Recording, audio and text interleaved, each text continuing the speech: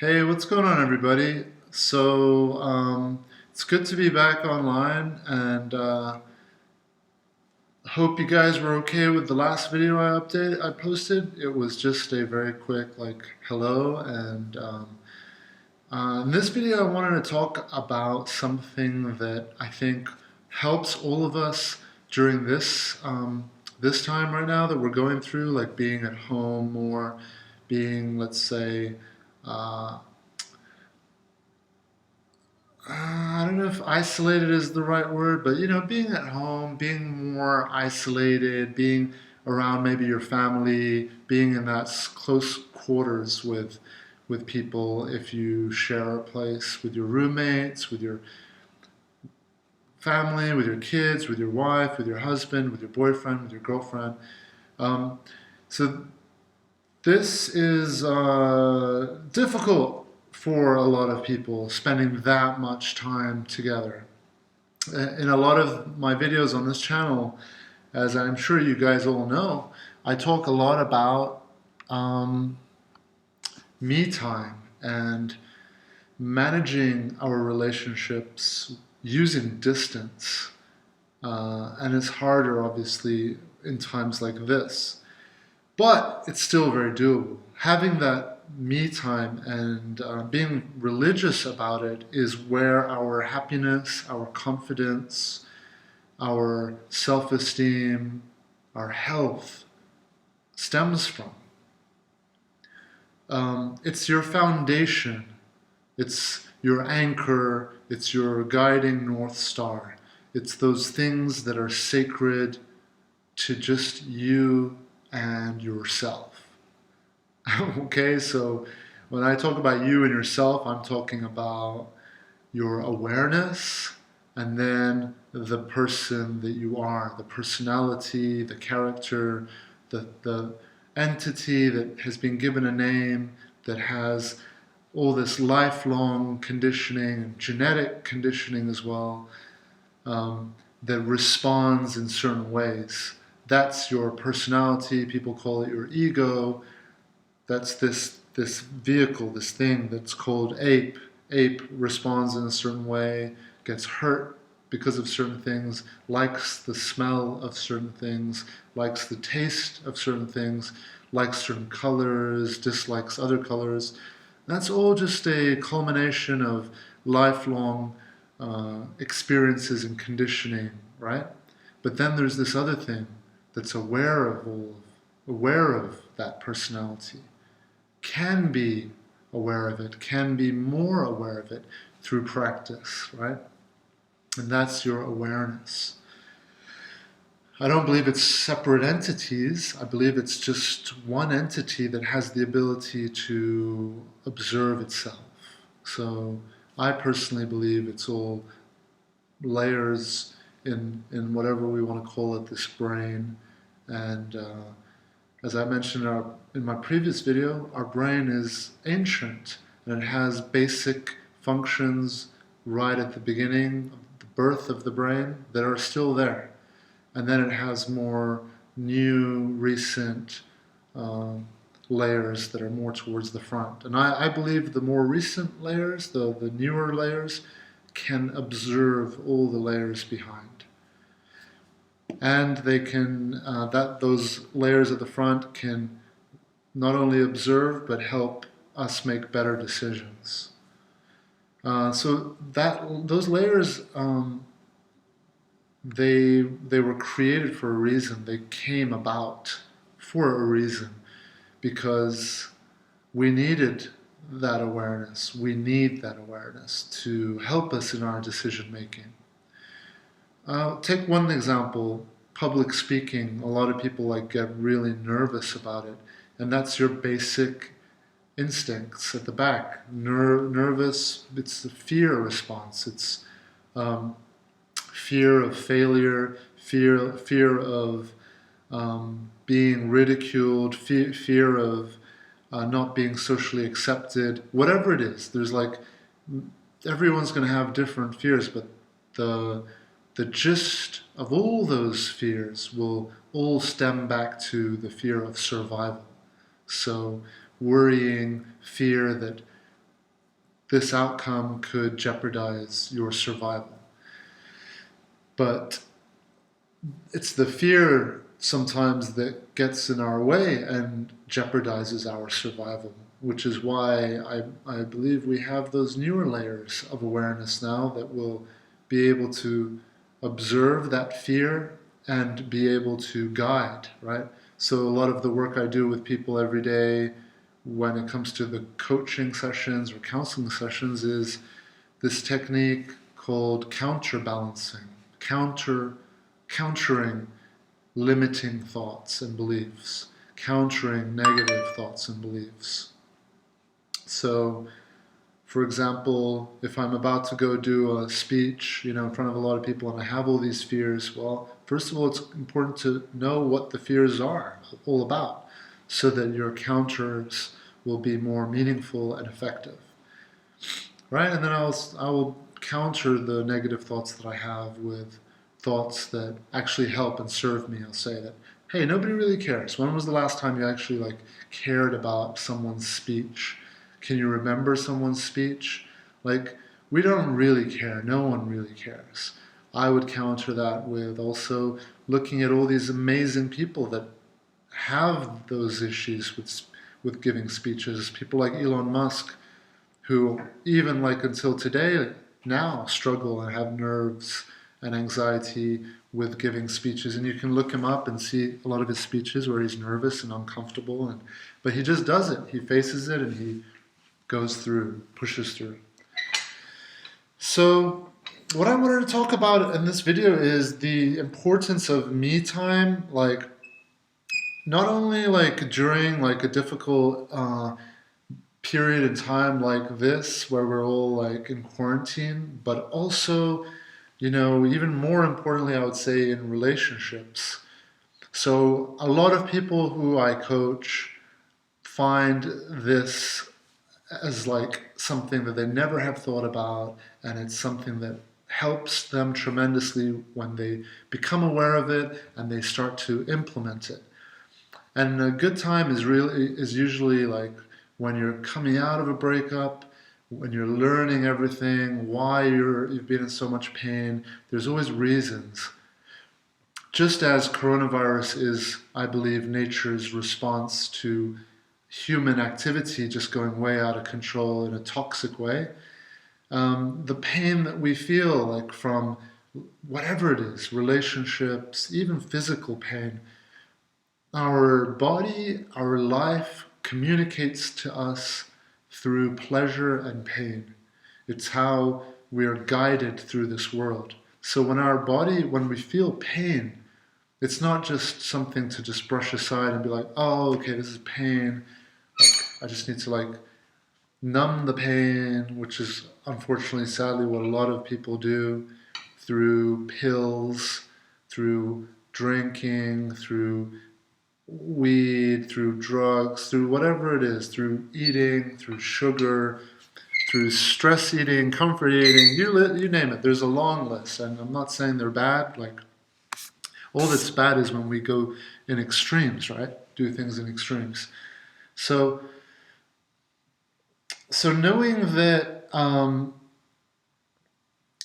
the me time is so important, when I'm working with people and guiding them through breakups, a lot of the people I work with are coming out of breakups or in the process of breakups or divorces or difficult separations.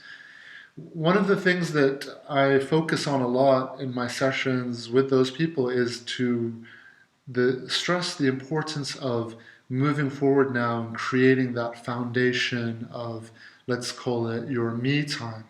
That the foundation is basically things that are your interests, things that you love to do, that are basically special to you, sacred to you, things that you will enjoy doing, and not necessarily have to share doing those things. It could be drawing, it could be writing, it could be exercise and sports, it could be going out and walking, hiking, it could be meditating, it could be making music, it could be cooking, it could be gardening. The list is long, right? And everyone's going to have we live in an unbelievable existence where we can do whatever we want. We're only limited by the decisions that we make that lead us into mindsets and states of being and feeling that we could wind up being stuck. But when we're stuck, it's only stuck for a while. There's ways out of it, and nowadays, fortunately for all of us, we have all this information available to us on YouTube and whatever. There's so much information available to us to how to get through when we're stuck. So me time is so important. I would say if you're at home, if you're quarantined, and you're just give yourself space from everyone. Find a different room. Make it a religious thing where you're going to do a meditation every day for 5 minutes. It could just be just laying down and closing your eyes. Like it could just be reading 3 pages a day. I'm not sure if I mentioned this in my last video. I don't think I did. I posted a video on my Patreon page only, and I think I mentioned it there. But what I do with a lot of my clients is we have this group now that's growing and it's expanding, and it's all we do. This started back in October, November with just 1 or 2 clients, and now it's like growing a lot, and it proved to be extremely effective, which is why now it's like I'm sharing it with more people, and more people are getting involved with doing this. And what we do is we read 3 pages a day, we meditate for 5 minutes a day, and we write down 3 things that we're grateful for a day in a gratitude journal. And it doesn't take more than like maybe 10-15 minutes for this whole thing. And it's specifically designed to be so easy, just 5 minutes of meditating, 3 pages, in order for it to be sustainable and long-lasting. A big mistake a lot of people do when they get into like things that they want to implement in their life, like let's say I'm going to start a new diet, or I'm going to go start training at the gym, or I'm going to start doing pull-ups, or I'm going to start meditating, is people like bite off more than they can chew, let's say. Or a more accurate way to explain it is that people kind of get excited and then they think, oh, I can do 20 minutes of meditation, or I can do 50 push-ups. And sure, you can do it, but how long can you do that for before you get bored of it or tired of it or disinterested? The point is, make your short-term goals, make these little goals, make them really achievable. So even if it's just 1 page a day or 1 minute meditation, that is fine, that's great. Do it. But take that moment to go out and explain to whoever it is, your girlfriend, your wife, your husband, your boyfriend, your brothers, your sisters, your parents, whoever it is, your friends, your roommates, your coworkers. Take a minute. You can do it by email or a handwritten letter or face-to-face or text or whatever, but take a moment to explain it to them that every day you are doing this thing religiously and it's very important to you, and you don't want to jeopardize this. You want to continue doing this. It's important to your health and your happiness, and you can explain to them, or you can let them know that this practice has been helping your life significantly. Whatever it takes for them to understand that you need to do this, and whatever it takes for them to respect that you need to do this. And I would say once a day, go off into your bedroom or wherever you can. Like, work with what you have, even if it's just going in the bathroom and having some time to yourself in the bathroom. Go out for a walk, go for a drive, It's been an amazing opportunity nowadays for driving. The streets are all empty, I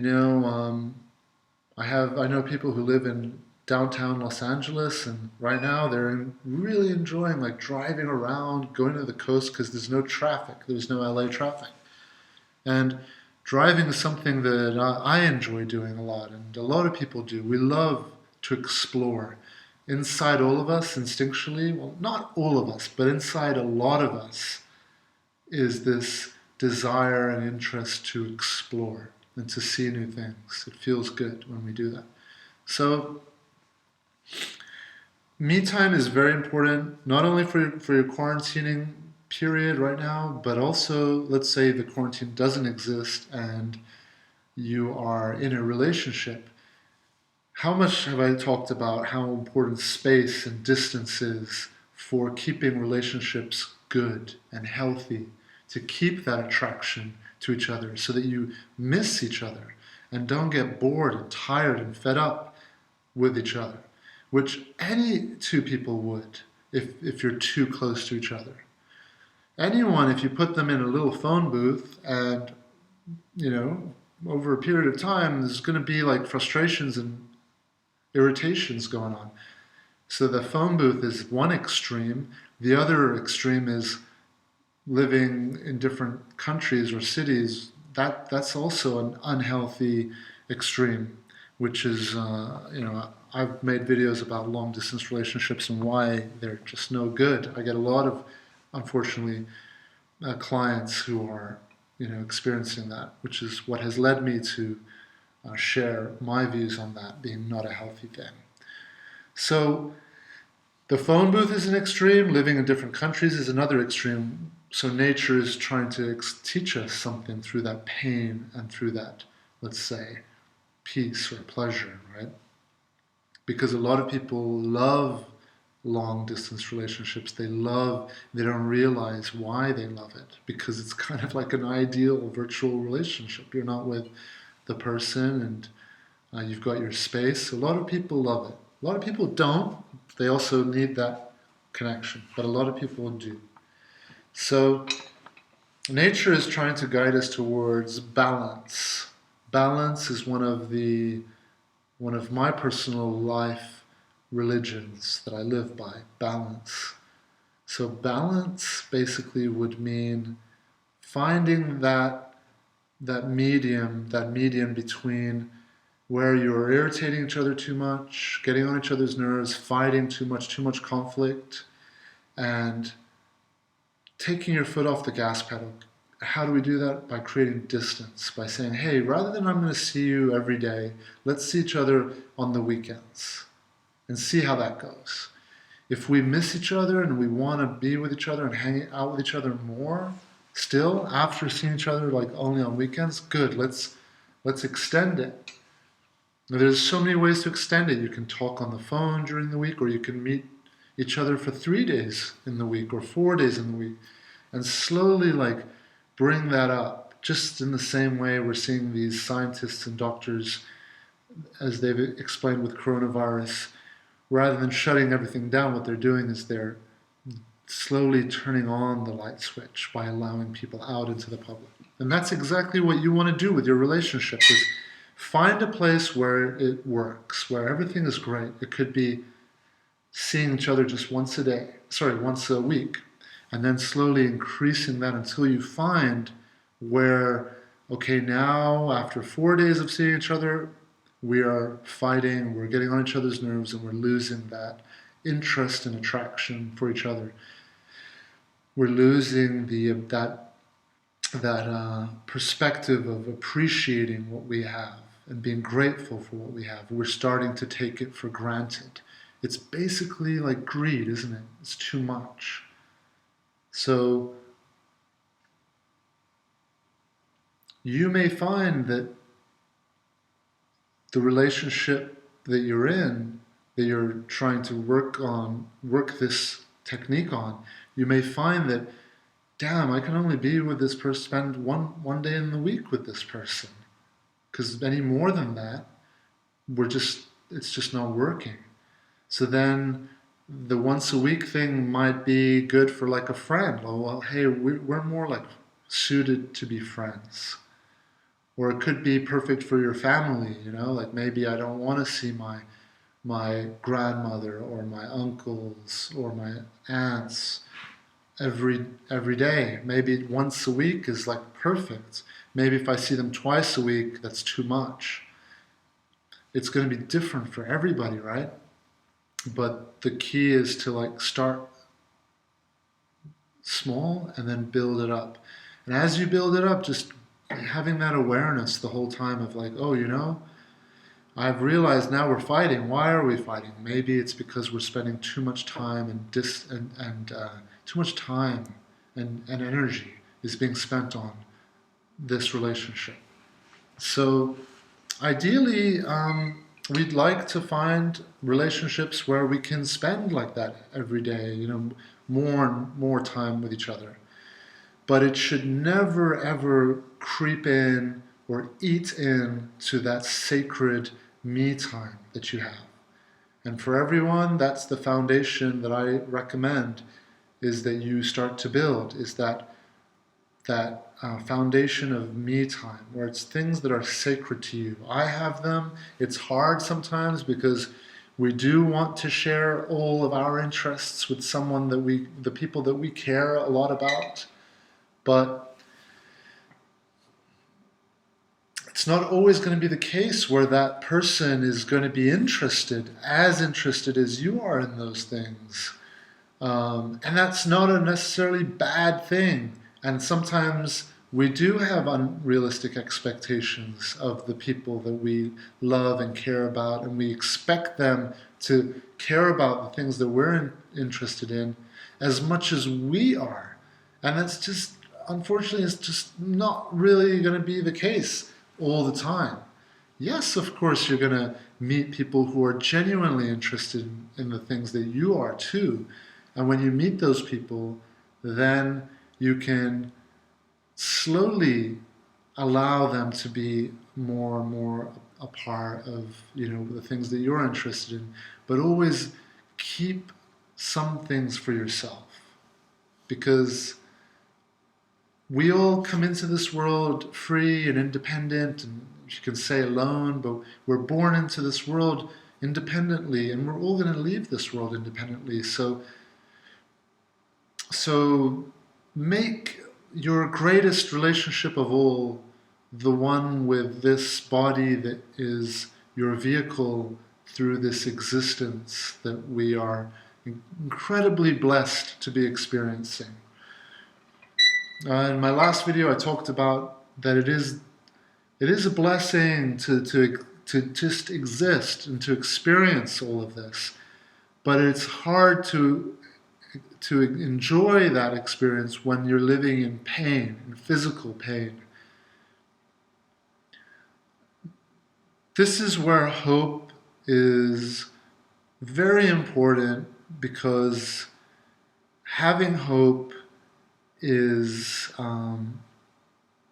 it's the truth. And what I mean by that is there is always hope. Always. It's not some fantastical idea or some kind of like hokey, just feel-good thing, motivational, inspirational, new age kind of like, it's not, it's facts. Like what we think and believe, we create.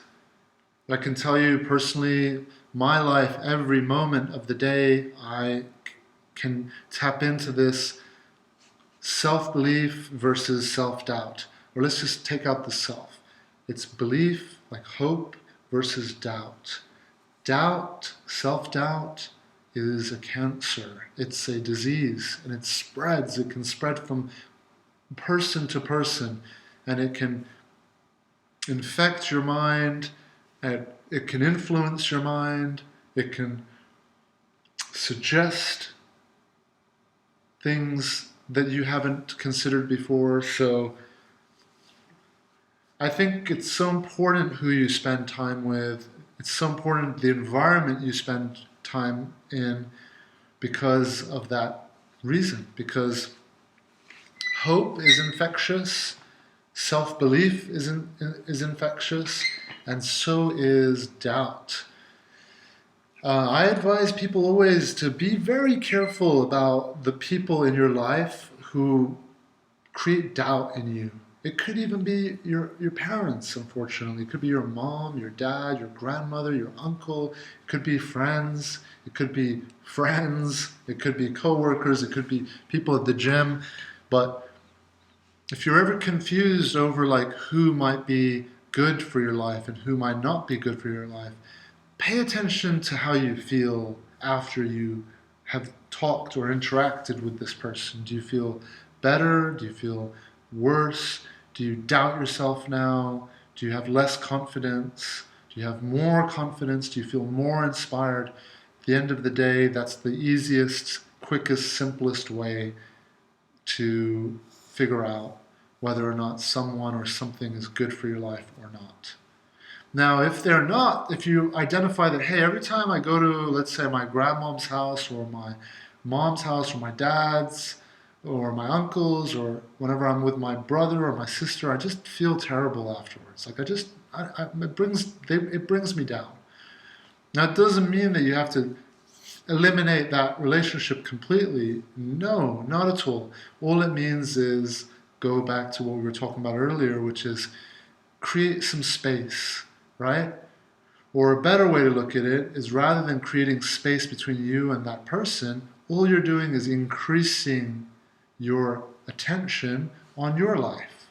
So let's say where rather than you'd be busy doing like something for yourself, like drawing or whatever, watching a movie or reading, you would call your friend or your brother or whoever.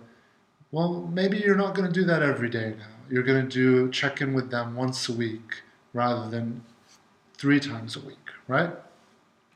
So the key is social distancing, essentially being a healthy tool just for our life in general. So social distancing is actually an amazing thing. It's a healthy thing. It can be a healthy thing, right? If it's utilized as a technique and a method of us retaining our power, our energy, our good vibrations, the inspiration, our self-hope rather than self-belief, than self-doubt. So that's self-belief, right? That confidence. So knowing those two differences, those two things that exist, again, as I was saying earlier, it's just the truth that we create based on how we feel and how we think. So when you're living in pain, it's hard to enjoy that, but it's easy to like let doubt control and dominate the way you look at everything, your outlook. And what's even more crazy, because I have lived this, I have experienced this, I have lived with terrible pain through my neck, my shoulders, just you name it. Every part of my body has gone through terrible injuries. My hands, my fingers, my ears, my nose, you name it. My lips, my toes, every part of my body, my ribs, I've injured everything. Mixed martial arts, Brazilian Jiu-Jitsu, a lot of other sports too come, unfortunately, with difficult on your body. But through all that difficulty, through living with excessive physical pain every day, battling that, that having that right mindset, what's amazing to me is like we can create a lot of that pain. And a lot of that pain actually stems out of doubtful mindset, doubtful thinking.